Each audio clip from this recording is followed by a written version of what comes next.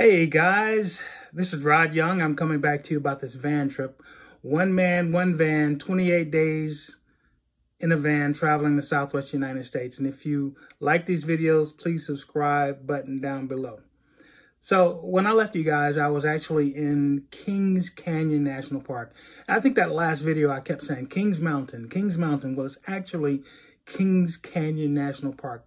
I left you guys there. I'd gone to, left Kings Canyon National Park to drive to Fresno to spend the night. Well, got up the next morning and the plan was to drive to Yosemite National Park. Now, I had reservations to stay in Yosemite National Park at the upper campsite for 3 days. Of course, with the governor's COVID restrictions, they pretty much closed all the camping sites. They closed all of the access to the camping sites. No one could camp there. No RVs, no vans, no tent camping, no dispersed camping, from what I was told. So I'm driving up there and I'm hoping that they've made some changes since the last time I heard these restrictions. Got on the road. I think I drove about an hour and a half. I took Highway 140.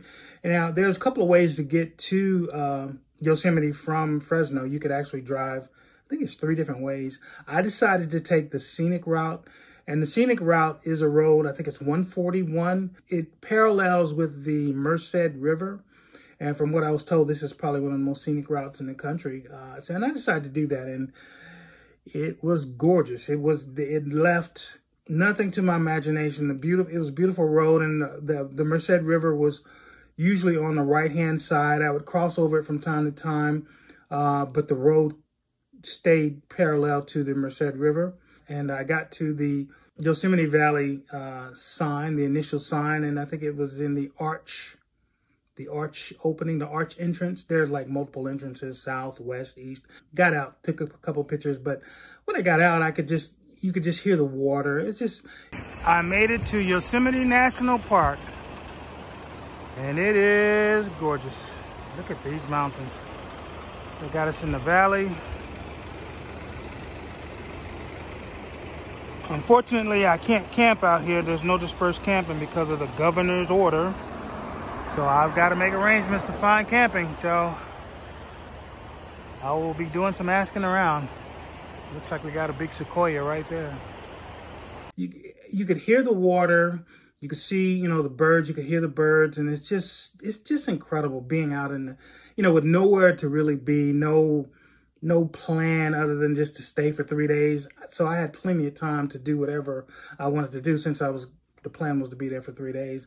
Really excited. I got to the park, drove a little while, drove like maybe 20 minutes, and just a beautiful park. I mean, it's just, you're in a valley, you're in the Yosemite Valley, and you see on either side of you these large mountains, and they're very close. I mean, you're in the middle, but they're very close. I mean, it's almost like you could throw rocks at them. It was just, incredible. And I got to this area called the Bridal Veil Meadow, and it's a place where you actually just get out and, take a little pictures. And I did that, but I came across a bridge, and this bridge crossed over the Merced River. I was on the left side of the Merced, so the bridge crossed over, so I crossed over on to the right side. These roads are like, they take you to tunnels, and they take you to the upper levels of the Yosemite Valley. It takes you on top of some of these mountains. And the thing is those roads were actually closed. I mean, it's wintertime, and usually in December they close these roads. I think this is where I actually saw my first view of El Capitan, which is one of the reasons I came there. I came to Yosemite basically for 3 reasons. One was to see El Capitan, which I'd heard so much about. One was to see the Half Dome, which I heard so much about. And the other one, the final most important reason for me to come to Yosemite, was to find Bigfoot. That's right. I came to Yosemite to find Bigfoot. If you don't know this, Yosemite was the first place where there was an actual Bigfoot sighting. Now, I've been traveling in a van for a long time, and I did see aliens near Moab. Did see, You know, I have seen some, you know, weird stuff, you know, different things, but nothing was going to prepare me for what I was going to see in Yosemite. I stopped a little bit and I noticed this placard on the side of the road on the right-hand side, and it appears that this area was where I think Theodore Roosevelt and John Muir, who was a conservationist, and they basically had fireside chat talks there at this area where John Muir had convinced Roosevelt to make more national parks. This was a very, very important area, very, very important discussions that they had. And what this did was it led to the creation of more national parks that we can use and we can enjoy to this day. So that was a very good thing to happen. So, and I did see this site, kept driving, and I saw my very first unobstructed view of El Capitan. Now, I did see it previously, but this was the first time that I saw it unobstructed. There was nothing in front of it. So, and you really, it's hard to get a perspective of how tall El Capitan is, but it is one of the tallest things that I've ever seen in terms of the distance between the ground and the top of El Capitan. It's incredible. My pictures really you can't see it. It doesn't do it justice, but you can tell in the pictures that it's really, really tall. But when you're there, it's just, it's amazing. It's just amazing. So you just won't believe it. It's incredible. And I want everyone to come to Yosemite to see this. It's just unbelievable.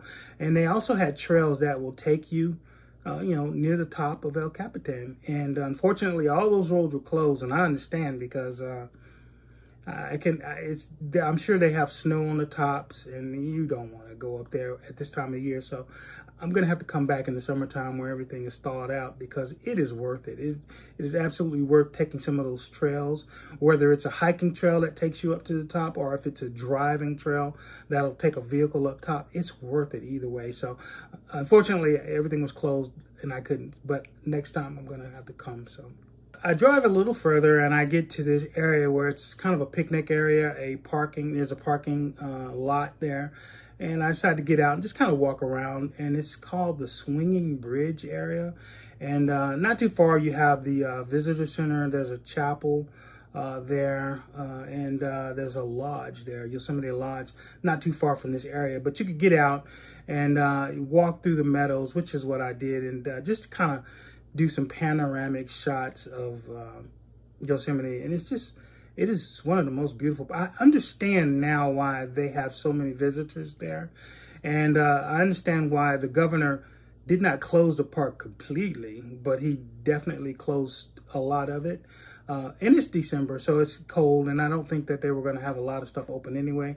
There's some tunnels that you could go through, but I think all of that was closed. But you could get out in this meadow and really appreciate this park. And I can imagine Roosevelt getting out in this, you know, this little meadow and walking around looking at it and saying, you know what, this is really great. We need to make about 10 more national parks that have stuff like this. And I think that pretty much convinced him to do it, I would think. So beautiful area. So I was there for probably maybe an hour and a half, and got back in the van and drove to the visitor center, picked up some magnets and things, got in the van, and I decided, well, you know, let me try to go to the campsite and let me start asking around, because I need to start thinking about what I'm going to do, where I'm going to sleep, that type of thing. So, of course, I asked the rangers at the visitor center, and they were pretty much clear. It's like, nope, there's nothing here. Nothing. You can't sleep here. They've locked down all of the roads. They've locked down all of the campsites. You can't disperse camp here. You can't put your van in any of the park, any of the campsites. You can't have an RV here. You can't even hike to the campsites and pitch a tent. It was so strict. And, you know, I'm asking around, well, what about the campsites, you know, not too far from here? All of them are full. You know, I made some calls to try to do that. And it was just really kind of frustrating because, you know, I planned this, you know, 3-4 months in advance to try to get my campsite. It really took a lot of effort to get a campsite procured at Yosemite. It's a very, very difficult place to get a campsite. And, you know, some of the parks that I go to, you have, you know, you can actually first come, first serve. They weren't having any of this, you know, and there's so many people there. So I guess they have to be really, really strict, because I know I wasn't the only one trying to find a place to stay. So I'm like so frustrated because I really wanted to do this, but it's like, hey, you know, if you can't, you can't. And I literally planned to stay there 3 days. So now I'm here trying to figure out, okay, well, 3 days, I'm not comfortable, you know, just illegally camping here or outside the park anywhere near, because I heard stories where, you know, they pull them over and cops pull over and they make you leave. I'm hearing all of this, you know, when I'm talking to people, other people who were trying to camp.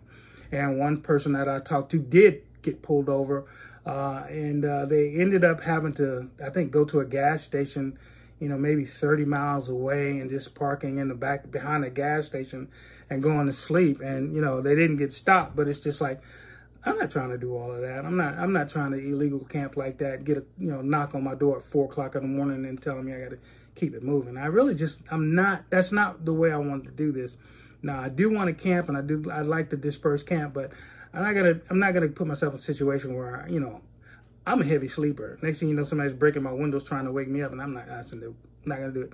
So I'm talking to everyone. So I'm still in the park. You know, I'm enjoying it. I decided to make the decision just to, you know, leave the park when I'm done, and then drive away. I'm gonna stay in the park as long as I can and enjoy the park, because that's why I came. But I'm gonna ultimately leave the park after 1 day as opposed to staying for 3, because I can't get dispersed camping. My reservation for a nice campsite, it's an upper campground, was actually canceled. So I'm kind of in a bind there. I didn't feel comfortable parking, dispersed camping outside the park illegally, and I did not feel comfortable getting a last-minute campsite, you know, further down outside the park. So, and the other reason is there were wildfires in the area. Now, from what I was told, if I stayed much longer, the wildfires could actually close some of the roads that I needed to get outside of the park, you know, and I did not want to be stuck in Yosemite, even though I was going to be there for 3 days, but I didn't want to be stuck without a place to stay. So I decided to ultimately just leave after a day. Now, this gives me 3 days, 3 days to make up somewhere on my trip. So at the moment, I have no idea where I'm going to go. At this point in time, you know, the governor's COVID mandate, COVID orders have changed my whole plan, my whole trajectory. All of my plans are just pretty much out the window. Can't do what I wanted to do. So I'm going to wing it. But at this moment, I have no idea what I'm going to do. So I decided to enjoy the park and just play it by ear. The next thing that I did after I left the visitor center and I left the campsites is I decided to take a hike on the Yosemite Falls trail. Now, Yosemite has a fall, and I decided to take the hike. It's like a mile hike to get to it. Now, you have two options. You could actually take the upper hike or the lower hike. The upper hike takes you up above the falls. Now, it wasn't closed. The hike wasn't closed because even though it's an upper fall, it's still within the valley. And or you could take the lower hike. Of course, you guys know what I did. I took the lower falls, right? So I'm walking, going through the trail, and it's really, really beautiful. You could see so much. You could see El Capitan. You could see, you know, all of these things. And ultimately, you got to this opening where you could actually see the fall. Hey, guys, I'm hiking up to the falls to see Yosemite Falls. And it's a paved hike, but it is really beautiful. I mean, you got everything here. You got the mountains. You got the valleys. It's nice. Really, really beautiful. Really, really beautiful place. And I'm so glad I did it. Guys, we finally made it to Yosemite Falls. It's really nice. I'm gonna need someone to help me get some of these rocks so that I can put them in my backyard for erosion. Who's with me? It's beautiful. It was kind of I think because the mountains were so high up, you know, you get so much oxygen, and I think I was really kind of tired after actually getting to the fall. And I can't even imagine how tired I would have been if I'd have taken the upper fall. But got there and just was just resting and enjoying these pictures. There was other people there, and but it was just really, really beautiful. And so I was there for probably about another hour, and then I decided to walk back. I walked another way to get back to the parking lot where my van was located, and just beautiful scenery. And when I was on my way back, I saw a beautiful picture of the half dome, and the sun was about to set. I think it might have been around 5 o'clock, 5:30, and the sun was about to set. And you could see at the top, the tip of the half dome, the golden sunshine, where you could tell where the sun was setting. It was such a beautiful sight. It was getting darker, and I drove past the area where they call it the Bridal Veil Falls. Now, the area was getting dark, and I could understand why now they call it the Bridal Veil Falls, because there was a mist coming up over the ground, and the ground was frozen, so it had ice on the ground. They had this mist over the ice. It was kind of dark, made it look really, really eerie. So now I'm in the area where I think Bigfoot was originally sighted, and I pull over, and I decide to walk in this meadow and look for Bigfoot. Now, as amazing as this place was, it was so scary looking. It was so eerie. It was so, I mean, it looked like, you know, something seen out of the Headless Horseman or something. It's just so eerie looking. And of course, here I am. I'm going, and I'm walking in this eerie area, and I'm looking for Bigfoot. I literally am looking for Bigfoot. And guess what? I found him. I'm in Yosemite, and I'm looking for Bigfoot. It's quite eerie out here. They said he was last spotted in this village.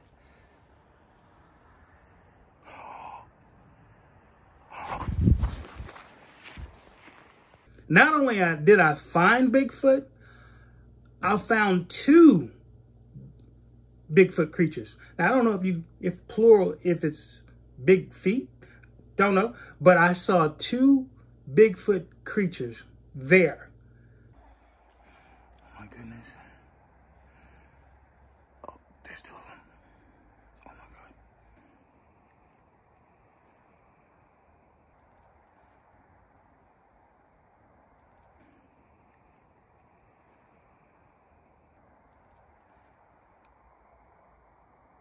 One must be sitting down taking a dump. I don't know.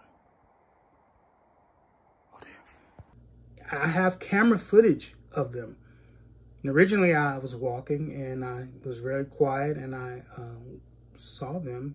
I saw one, and I was a little nervous at first, but I realized Bigfoot is extremely nearsighted. Can't really see far away. So they couldn't see me. He couldn't see me. So when I saw him, I was a little nervous. Then I kind of got my wits about me, and I started filming. And it was amazing. It was amazing to see Bigfoot. 2 Bigfoot creatures are plural. It was amazing to see big feet. And I was shocked, but at the same time, I was expecting it, because this is where the original Bigfoot sightings were. Got on the road, you know, took my pictures, got on the road. I didn't disturb Bigfoot because I didn't really want to, and I didn't like dance around and, you know, draw attention upon myself, because I didn't really want them to, you know, come after me. And I know they're nearsighted, so I just kept on moving. Got in my van, kept driving, and at this point, I have no idea I have no idea where I'm driving because I was supposed to be in the park for 3 days. So I decided to drive. And the only goal that I have at this point is to get at a place where I'm out of the fire circle that is near Yosemite. So I'm on Highway 141 and I drive maybe about 30 minutes and I start seeing smoke in the air. I start seeing, you know, at first I thought it was fog. Then I cracked my window and I could smell the actual smoke.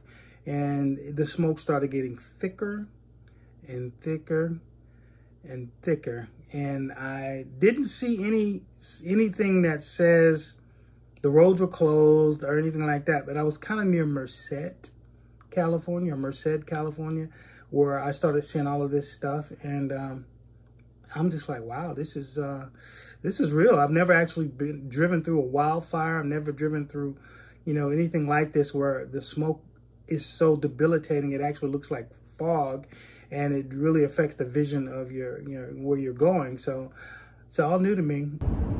Okay, it's about 7 o'clock in the evening, and I'm leaving Yosemite. I was just informed that there is a California fire near the vicinity where I am, and you can tell by the actual smoke that we are very close. So I've got to get an interactive map to show where I am compared to where all of these fires are, but it does seem as though I am pretty close to one. You can see the car coming up. The fog is just, not fog, but smoke is just really incredible. Look at this. That's smoke. Not fog, not clouds. Smoke. And so I kept driving, and I drove through it for a while. And again, not knowing exactly what I was going to do. And I've given myself 2 extra days. So I'm going to stop here. And I'm not sure where I'm going to go, but I'm going to stop here. And my next video, I will talk about where I ended up and how I got there. And stay tuned. So if you like these videos, please like and subscribe, button down below.